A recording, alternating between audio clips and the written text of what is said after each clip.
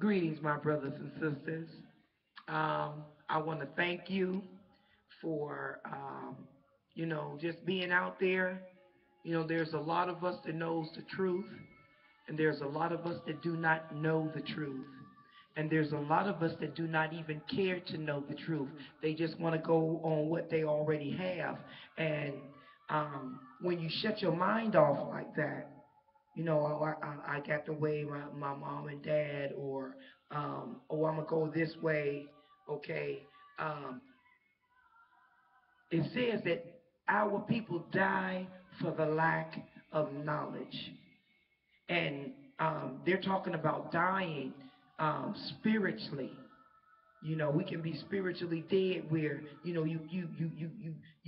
not as active in the spirit, and as we supposed to be, because we are holy people with part of Yahweh dwelling in us. And sometimes it has to be activated. Sometimes he can call us, for that. But at this present time, I'm going to read a little bit to you from the book of I'm reading out of Yahweh's holy scriptures, okay? And we're going to be going to the book of Ezekiel, okay? That's the English name for Ezekiel. But I kind of like to also use, the Hebrew name, which is Yakiskis.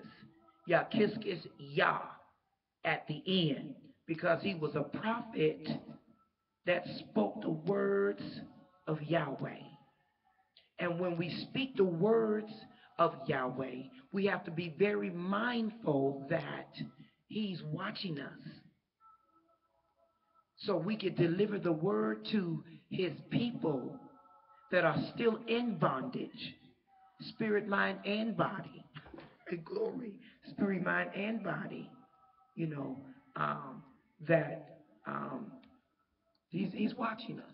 Okay, so at this point in time, um, I'm going to get the book of Ezekiel,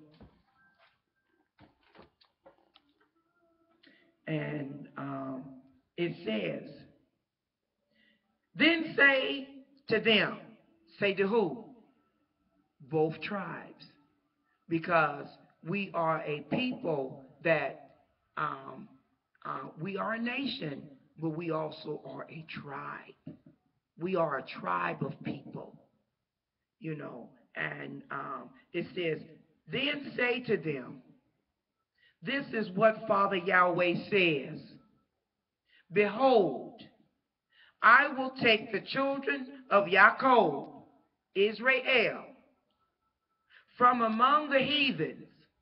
So who are the heathens today? The heathens are the Edomites, the Idumans, and you could start with Antipater, um, the Iduman, those who sit on the Roman throne, and a lot of the Ashkenazi and the Sephardim Jews, okay, claim that they are Israelis. This is he's going to take us out of here. But let me keep reading. It says, "I will take the children of Israel from among the heathens, wherever they have gone." We're everywhere. "And will gather them on every side, and bring them into their own land." Okay. Now, at this point in time, he's talking about a specific place. Okay. Because as quiet as it's kept, this is his whole land. This is Yah's land. This is our land. But 22 says, "And I will make them one nation in the land upon the mountains of Israel, and one king will be over them, and they will no longer be two nations." We're two nations, and we're scattered everywhere. I'm talking about, I'm talking about we as a people, we are the Jews. Okay? We are a Jewish tribe from Yaakov, from Simeon, S-H-E-M, Shem, Shemonite, Jacobites. That's us. And it says, nor will they ever be divided into two nations again. Never again will they defile themselves with their gods of Elohim. Okay, so you know that our ancestors from Egypt had many gods, just like Nimrod, from the Tower of Babel, had many lords, many gods, and worshiping all sorts of things that are not supposed to be worshipped. But Yah is the one supposed to be worshipped. And it says, nor with their detestable things, nor with any of their transgressions. But I, listen to this very careful, but I will save them out of their dwelling places where they have sinned. Still is. And I will cleanse them, so they will be my people, and I will be their father. Okay? He's saying that he is a father. He says that when Jacob was a child, I loved him. But Esau, I hated.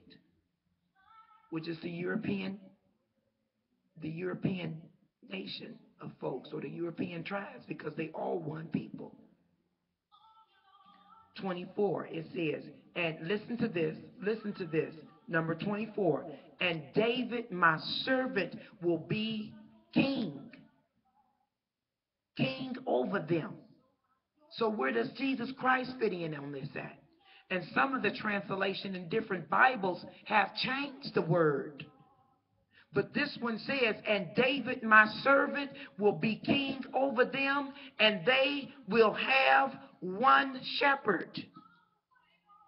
They will also walk in my judgments and observe my statutes and do them. Not the statutes according to man, but the statutes according to Yahweh, our husband. 25. And they will dwell in the land that I have given to Yaakov, my servant, whom I call my son, where your fathers have dwelled, and they will dwell in it. Listen, my brothers, because when you go to the scriptures, it took David's name out and put Jesus' name there. Listen, their children, their children's children, forever.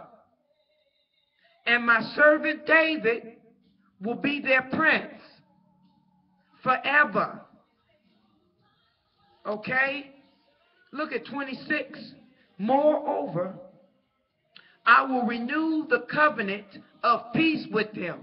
This covenant that the heathens, Esau's children and sons and daughters and on, that tribe has killed, raped, mutilated our ancestors, and still are doing it today as quiet as it's kept, to keep the true covenant away from our people.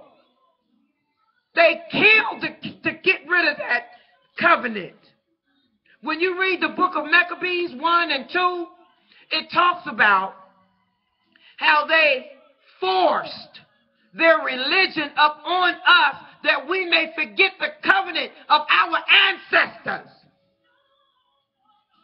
Moreover, I will renew the covenant of peace with them, and it will be an everlasting covenant with them, and I will establish them and multiply them, and will set my sanctuary in the midst of them forever. My dwelling place will also be with them. Yes, this is true. And I will be their father, and they will be my people. 28. And the heathens will know that I am Yahweh, and my sanctuary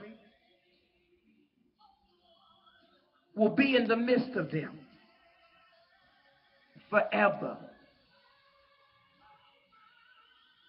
This information that they have taken out of the modern day Bibles and have given you garbage, because we're dealing with the spirit of Yaakov. We're dealing with not the spirit of Yaakov. We're dealing with the spirit of Esau, which is the spirit of hatred, which is the spirit of defilement. You know the story of Esau and Jacob. Well, that spirit is still amongst us today, because that spirit has killed, raped, robbed, mutilated, cut women's stomach open, had their babies hanging from their stomach because of this covenant.